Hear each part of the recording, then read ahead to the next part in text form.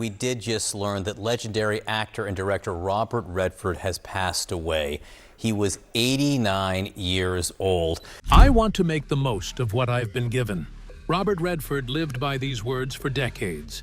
But behind the golden image of Hollywood's favorite leading man was a life filled with heartbreak few ever knew. At 89, as the world mourns his passing, let's tell you the hidden tragedies that shaped him, stories so painful and moving they may bring tears to your eyes. The quiet passing of a legend. On September 16, 2025, Robert Redford died in his sleep at his home in Sundance, Utah. He died this Tuesday at the age of 89. AP goes on to report Redford died, quote, at his home at Sundance in the mountains of Utah. This home in the mountains was very close to his heart, and he spent much of his life there. His longtime publicist and close confidant, Cindy Berger, gave words to the silence that had suddenly fallen. Robert Redford passed away on September 16, 2025, at his home at Sundance in the mountains of Utah, the place he loved, surrounded by those he loved, she told a news outlet. Her voice carried both dignity and grief as she added, "He will be missed greatly." The family requests privacy. The announcement came as a shock. Headlines quickly spread across the world, and people everywhere felt the weight of the loss. Berger shared that he died peacefully in his sleep, but no further details were given. Friends, colleagues, and fans began to share their sadness and memories. Many remembered him not only as a talented actor and director, but also as someone who cared about the environment, human rights, and independent filmmaking. For his family, the loss was deeply personal. They grieved for the man they knew at home, a father and grandfather, before the world's image of a Hollywood legend. Fans felt the silence too, because Robert Redford was more than just an actor. He was a part of people's lives through the characters he played and the values he stood for. After his death, the focus slowly shifted from the headlines to the hidden details of his life, the struggles and private griefs that quietly shaped him and broke him inside in ways few people knew. Stay with us as we are going to tell you the hidden heartbreaks that shaped Redford's life long before the world knew his name. Early shadows and unseen wounds. Robert Redford's story of success and artistry began in places of pain that shaped him long before fame found his name. As a boy, he faced trials that left marks hidden from the public eye, but which quietly lived with him for decades. At just 11 years old, Redford contracted polio. It happened after he had pushed himself too hard during an ocean swim, unaware of what awaited him. For weeks, he was immobilized, unable to move freely like other children. The early 1940s were years when polio filled families with fear. In a 2018 interview, Redford recalled those haunting times. Before the Salk vaccine was discovered, what hung over your childhood was always the fear of polio because all you saw were people in iron lungs, he explained. That memory stayed sharp, never fading. The illness did not just limit him physically, it weighed on his mind as a child. The thought that his own body could betray him brought fear and confusion. Years later, in 2014, Redford would return to this memory in a deeply personal way. He directed a segment of Cathedrals of Culture, focusing on the Salk Institute for Biological Studies. I was around when the polio epidemic was still a threat, he shared. So when Jonas Salk invented the vaccine, it was just earth-shattering news. It was not simply science to him, it was survival, a miracle that touched his childhood wounds. As Redford grew, more pain followed. At 18, he lost his mother, Martha, to complications after giving birth to a stillborn twin. She suffered a hemorrhage caused by a blood disorder, and her death tore through his life in a way words barely captured. Redford admitted later in life that he had not made things easy for her during his teenage years. He confessed on stage, "She believed that all things considered, she just had faith that I had something in me that was going to turn out okay." Her belief in him stayed like a quiet voice in his memory. But her sudden loss left him with regret for things unsaid. The family wounds were not limited to his mother's passing. His uncle David, who had been like a second father to him, died during World War II. The family did not speak of the pain much, but the absence weighed heavily. Loss became something Redford carried quietly, rarely showing it on the surface, but it shaped his outlook. In his teenage years, grief mixed with rebellion. He sought escapes in risky behavior. Redford often found himself in trouble, running with the wrong crowds, testing limits with dangerous stunts. He once attempted a jump that could have been fatal, a moment that showed how close he came to throwing his life away before it ever began. Later, when he struggled at university, those early scars continued to show themselves in the choices he made. These wounds, both physical and emotional, became invisible threads that wove into the man he would become. The strength audiences admired on screen was built out of survival, regret, and resilience. Let's now tell you how these early scars influenced not only his private life, but his most iconic screen moments. Forging a dream. Robert Redford's journey into acting was anything but smooth. As a young man, he had talent in sports, especially baseball, and even earned a scholarship to the University of Colorado. But his time there ended quickly. He admitted years later that he began drinking, partied too much, and soon lost his scholarship. "I was a mess. I was somewhat in trouble socially. I lost my baseball scholarship pretty quick after I discovered drinking," he told the Los Angeles Times in 1990.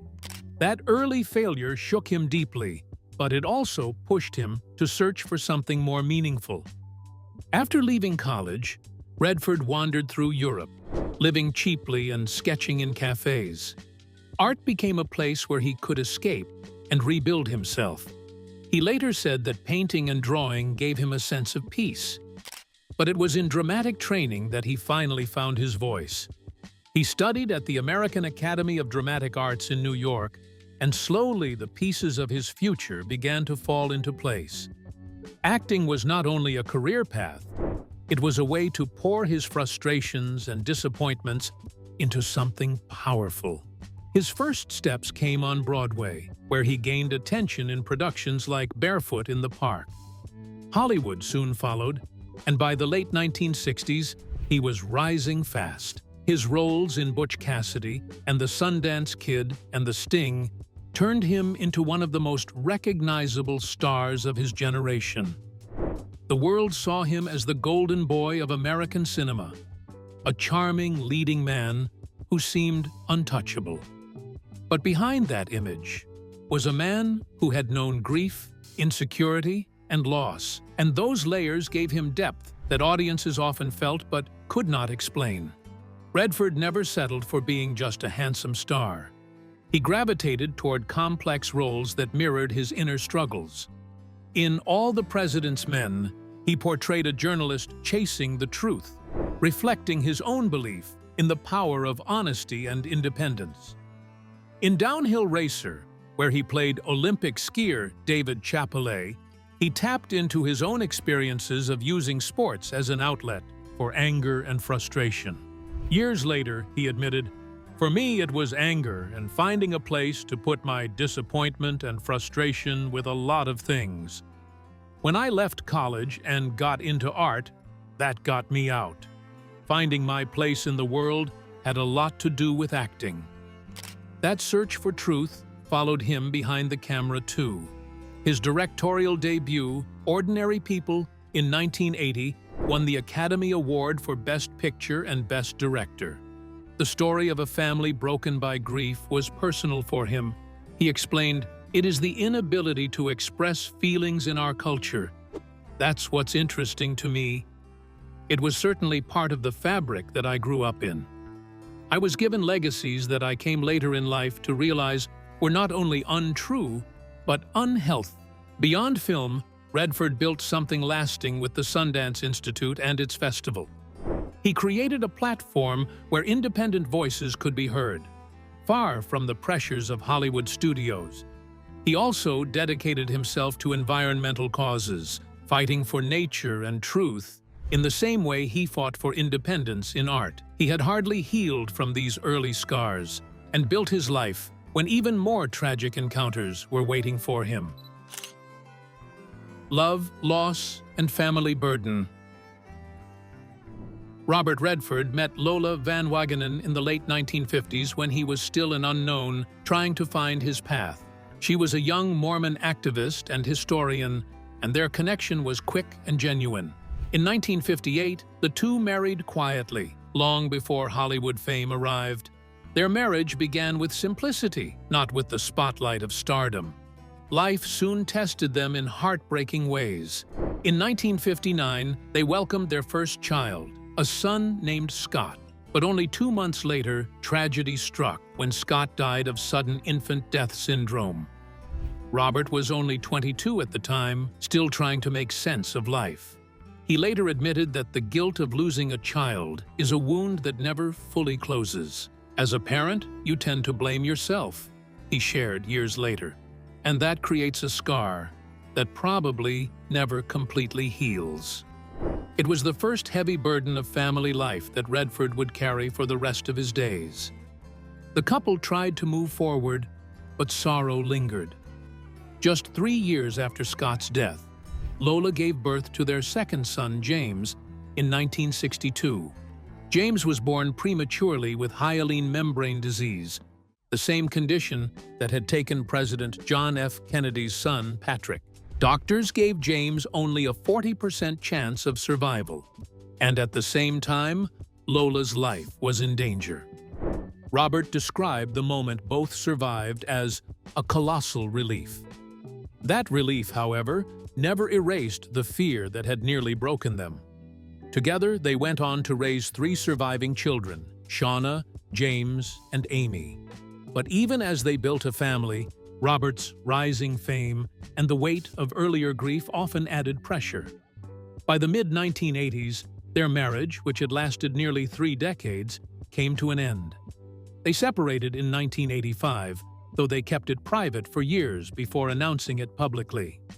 When reflecting years later, Redford spoke to The Telegraph about the split with Grace. "It was mutual, and it was right to move on," he said. "We still have great love, great affection, great friendship. It is wonderful, and I think we probably deserve credit for it, because the kids are great, and they came through it okay. I never wanted to be one of those divorced show business casualties, so predictable. I wanted to prove that a marriage could last, and prove the business wrong. But I couldn't." His words revealed a man who accepted the ending but valued the love and family they had created. It would take almost 25 years before Redford chose marriage again. In 2009, he wed German artist Sibylle Sagers, after living together for over a decade at his Sundance home. By then, Redford sought a quieter, more private companionship away from the spotlight. Still, family burdens did not leave him. His son James battled health issues all his life, including liver problems and later bile duct cancer. When James died in 2020, Robert was devastated. He had now lost 2 sons, carrying grief that shaped his view of life and family. In a 1998 interview, he admitted, "The hardest thing in the world is when your children have problems. There have been so many hits on our family that no one knows about, and I don't want them to, for my family's sake. But every beginning has an end." Let us tell you how Robert Redford, once the golden boy of Hollywood, faced aging and the fading spotlight. Later years and unspoken longings. By 2018, Robert Redford surprised the world by saying he was ready to retire from acting. After more than 6 decades in front of the camera, the announcement felt like the end of an era. He told Entertainment Weekly that he wanted to step back and enjoy a quieter life. Yet, as those who knew him well often said, the urge to tell stories never left him. Even after the retirement news, he returned in small ways. His name appeared in credits as a producer, and in 2025 he made a quiet cameo in the TV series Dark Winds. It was a reminder that creativity had always been in his bones. But behind those rare public appearances, loss still weighed heavy on him.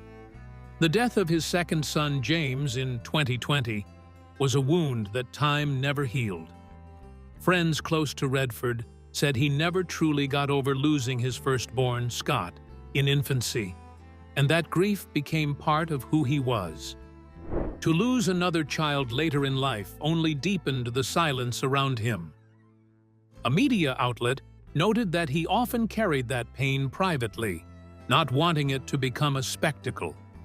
Those who saw him said he smiled warmly in public, but the sadness lingered in his eyes.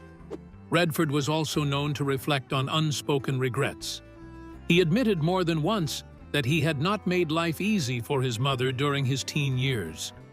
When she died suddenly, he wished he had told her more of what was in his heart. The same feelings returned when he thought of his sons. The moments left unsaid became part of the quiet battles he carried within. In his later years, he found comfort in protecting his family's privacy. The media often wanted details, but he chose silence. To him, it was an act of love. His work with the Sundance Institute and his devotion to environmental causes became his way of leaving something lasting behind. Robert Redford was a long-time environmental activist who served for 50 years as a trustee of the Natural Resources Defense Council. He was also the creator of the Sundance Film Festival. He often said that the land in Utah was part of him, and he wanted to pass that spirit on. His mentoring of young filmmakers and artists was not only about craft, but also about resilience. It is about independence, about telling the truth, he once explained. Even as age slowed him, Redford remained an artist at heart. He painted, he sketched. He worked with his hands. It was his way of holding on to the creative spark that had guided him since he was a troubled young man searching for direction. It's very overwhelming to witness his final chapter, how an extraordinary life closes and the legacy that echoes long after his last breath. The final curtain, legacy, and the heartbeat left behind. On September 16, 2025, Robert Redford passed away in his Sundance home, the place that had defined so much of his life. According to his publicist, he left this world peacefully in his sleep, with his family by his side. The legendary actor Robert Redford, one of the biggest stars in Hollywood in the 1970s. We have just had it confirmed that Robert Redford has died. He was 89. It was a quiet ending for a man whose life had been filled with noise, color, and unforgettable moments. The mountains he had loved so deeply stood as silent witnesses to his final hours. The news spread quickly across the globe. Within minutes, tributes began to pour in. Fellow actors, directors, and critics filled social media and news outlets with their memories of him. Martin Scorsese wrote that Redford showed us how to be fearless in art and graceful in life. Jane Fonda shared that she had lost not only a co-star, but a lifelong friend. Brad Pitt, who once called Redford a mentor, said, "He gave me a sense of what this business could be if you held on to your soul." The messages kept coming, each one painting a picture of a man who had left his mark not only on cinema, but on people's lives. For his daughters, Shauna and Amy, the loss was personal beyond words. Both had followed creative paths, each in their own way, carrying forward the values he had instilled. His grandchildren would grow up with the memories of a gentle, private grandfather who preferred listening to speaking, and who often shared stories about nature more than Hollywood. The institutions he built, especially the Sundance Institute and Festival, continue to thrive. They are part of his family too, carrying his vision into the future. In the world of cinema, his legacy is almost impossible to measure. Redford's founding of the Sundance Institute in 1981 gave young filmmakers a stage no one else was willing to provide. The annual festival in Utah became the largest platform for independent film in America. Steven Soderbergh, Quentin Tarantino, and Ryan Coogler are just a few of the names who found their voices there. They often credited Redford for opening doors that Hollywood kept closed. To this day, Sundance is seen not only as a festival, but as a movement for creative freedom. Outside of film, Redford was equally passionate. His work for environmental and political causes was constant. He spoke about clean air, the preservation of land, and the responsibility each generation carries for the planet. Through the Redford Center, he turned those beliefs into action, funding projects that continue to protect natural spaces and educate communities. The tragedy of Robert Redford's passing is real, but so is the hope. His heartbeat lives on in films, in Sundance, in his children and grandchildren, and in every artist who dares to take a risk. What are your thoughts on his journey and the impact he left behind? Share them with us in the comments.